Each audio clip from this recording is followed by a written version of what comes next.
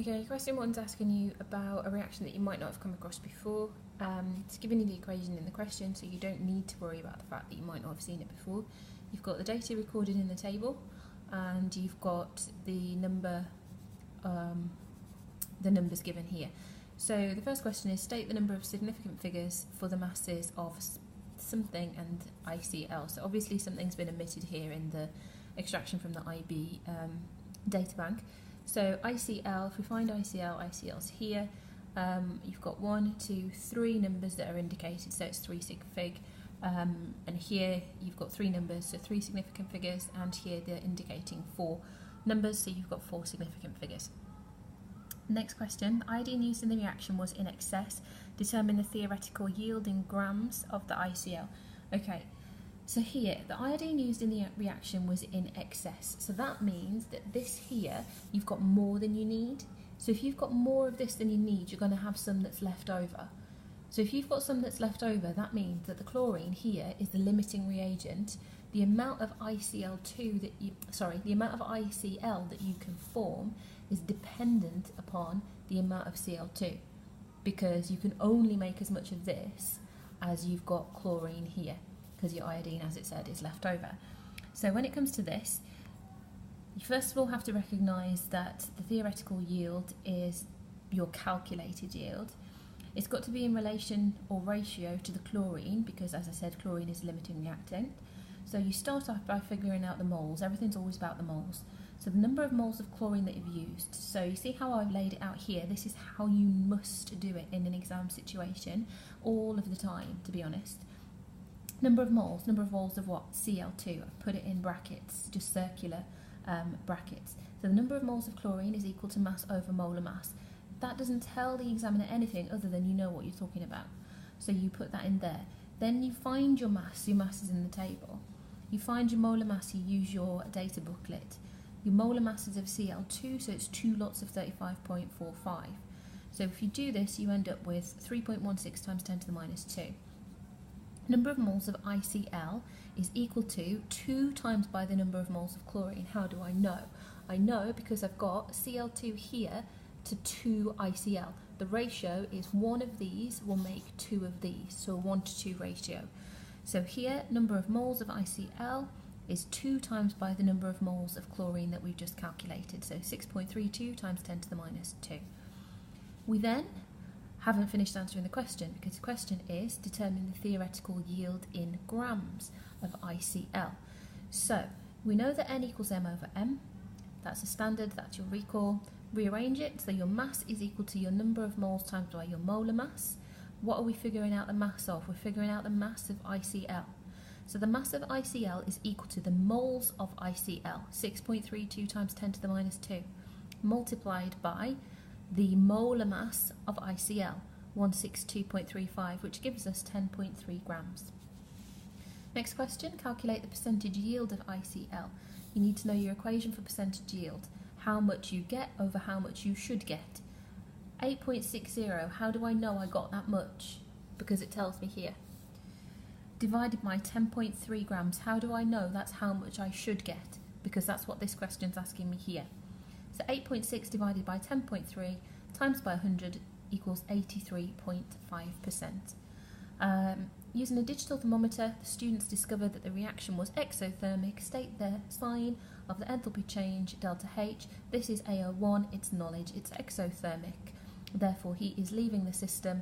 Therefore, it is going to be delta H negative. And then last part of this question, or last parts.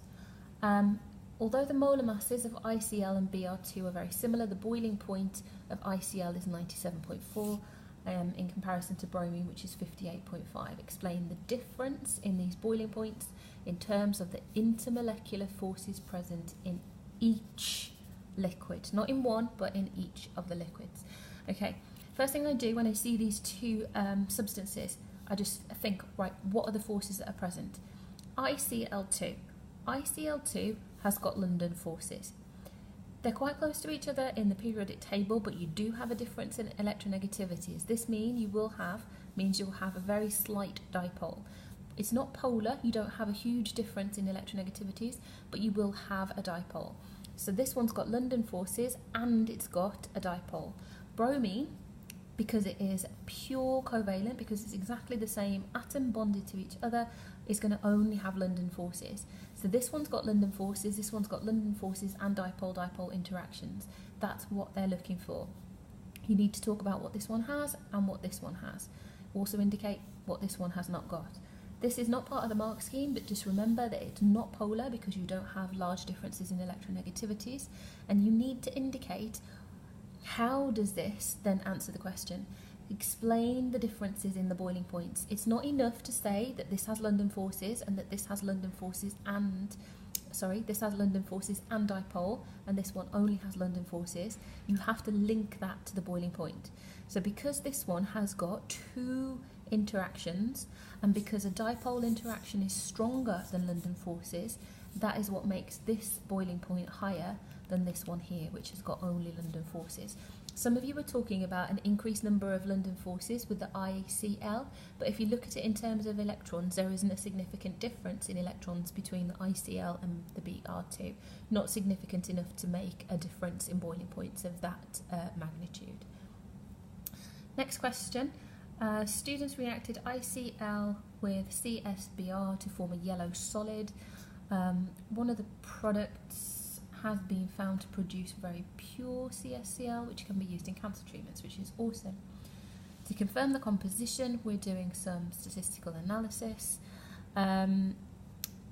We've got 0.2015 grams of this substance.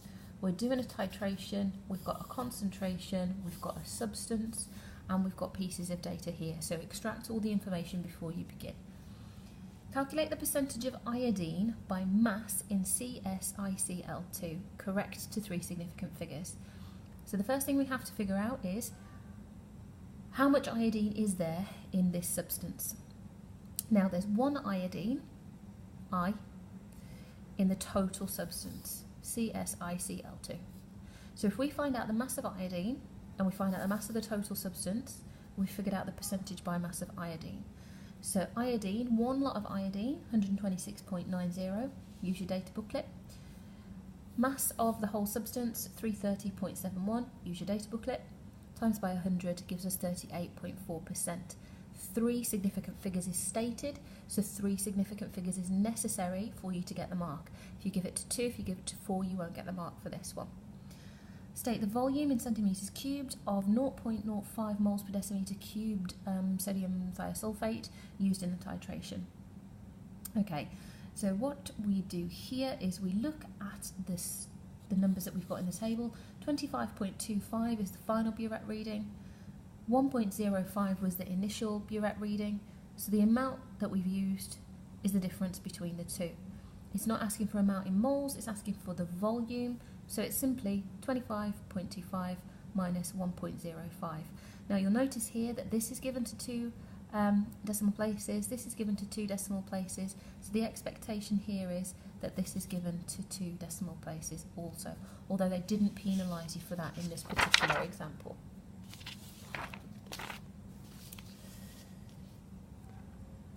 Okay, determine the amount in moles of 0.05 molar sodium thiosulfate added in the titration. Amount, if you see the word amount, you should immediately be thinking moles. Okay, N. We know that there are lots of different equations that link N to different values, but this one we are talking about a concentration. So we've got N equals CV. N equals CV. Concentration is given to you right there. Your volume is the volume from the previous page where you calculated the value used in the titration. So that's where you get your volume from. Divide by 1,000 to convert it into decimeters cubed, and then multiply through. 1.21 times 10 to the minus 3.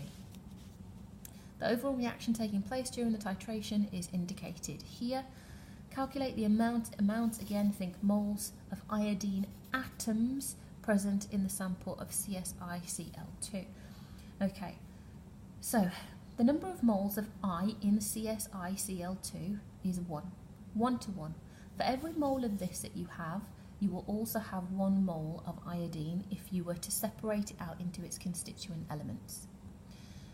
Okay, that's enough information to get nowhere. So we need more information. We need to know how to connect the information that we have with the information that we need. So the next stage would be the number of moles of CSICl2 related to the number of moles of sodium thiosulfate is 1 to 2. So if we look up here, we've got our thiosulfate just here, and we've got our CSICl2, which I believe is an error here in the question.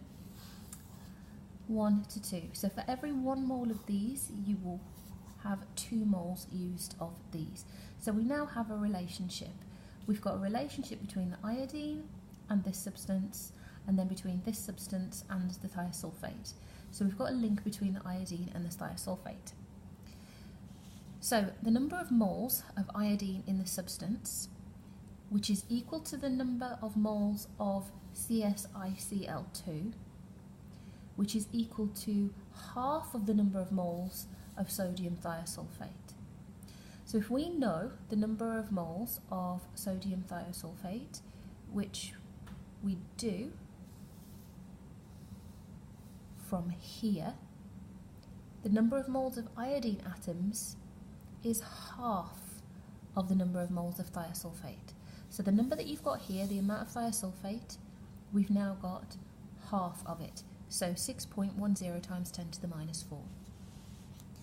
Calculate the mass of iodine in grams present in the sample of CSICl2. Okay, mass of iodine. Mass of iodine needs moles of iodine. Moles of iodine we have. So we know that N equals M over M. Rearrange it. Mass is equal to number of moles times molar mass. We've got the number of moles from here. We've got the molar mass from our periodic table. Multiply those through. 7.68 times 10 to the minus 2, and don't forget your unit, so don't forget to put your grams in. Working through stage by stage onto the next one, determine the percentage by mass of iodine in the sample of CSICl2 correct to 3 significant figures. So here it's percentage by mass. We're not looking at moles, we're looking at mass. So, do we have the mass of iodine in the sample? Yes, we do. So what we would look at here is, what's our mass of iodine? What's our mass of the whole substance? Multiply by 100 to give us our percentage by mass of iodine. So 7.68 times 10 to the minus 2 divided by 0.2015 and then times by 100 to give us 38.1%. Where do we get our mass of CSICl2 from? We get it from the table on the previous page.